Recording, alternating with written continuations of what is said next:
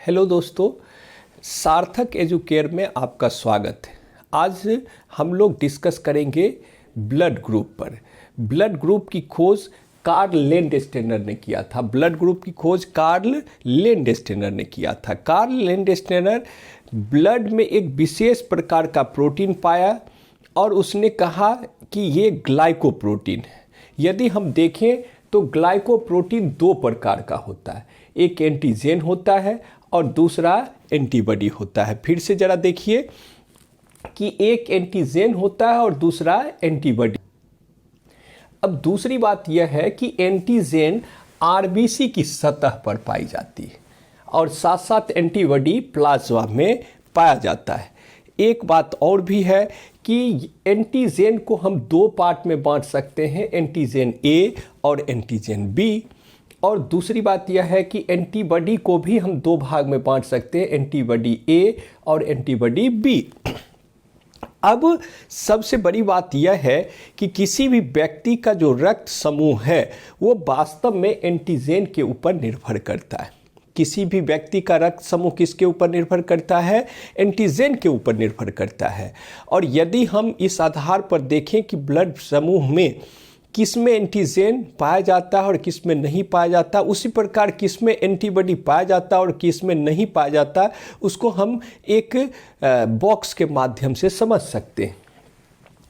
तो यदि हम एक बॉक्स का निर्माण कर ले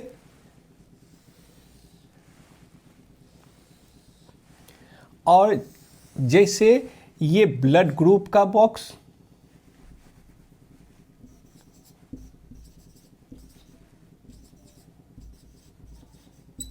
यह एंटीजन और यह एंटीबॉडी का बॉक्स। यदि ब्लड ग्रुप ए हो तो उसका एंटीजन ए होगा और उसका एंटीबॉडी बी होगा। उसी प्रकार यदि ब्लड ग्रुप बी हो तो उसका एंटीजन बी होगा और एंटीबॉडी ए होगा। इसके अतिरिक्त यदि ब्लड ग्रुप ए और ए बी हो तो उसका एंटीजन ए और बी दोनों होगा, लेकिन उसमें कोई भी एंटीबॉडी नहीं पाए जाते। इसके अतिरिक्त जो चौथे प्रकार का ब्लड ग्रुप है वह ब्लड ग्रुप आपका ओ है और ओ में एंटीजन नहीं पाए जाते हैं, यानी इसका एंटीजन कोई नहीं है और एंटीबॉडी ए और बी दोनों। तो कहने का मतलब यह है कि एक प्रकार से ये कहा जाए कि अगर किसी ब्लड ग्रुप की पहचान हमें करनी होती है तो हमें जो है एंटीजन देखना होता है।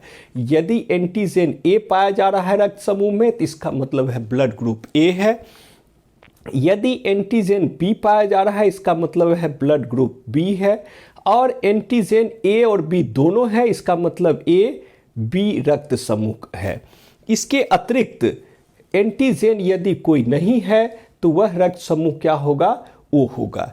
एक बात है और दोस्तों कि वास्तव में अगर देखा जाए तो इस चार प्रकार के जो रक्त समूह हैं जो मनुष्य में पाए जाते हैं उनमें से ओ को सर्वदाता ग्रुप कहा जाता है। ओ को क्या कहा जाता है? सर्वदाता ग्रुप कहा जाता है, जिसको यूनिवर्सल डोनर भी कहते हैं। दूसरी बात यह है कि ए बी को सर्वग्राही कहते हैं, यूनिवर्सल एक्सेप्टर कहते हैं, यानी ये सब से ले सकता है और वो सब को दे सकता है।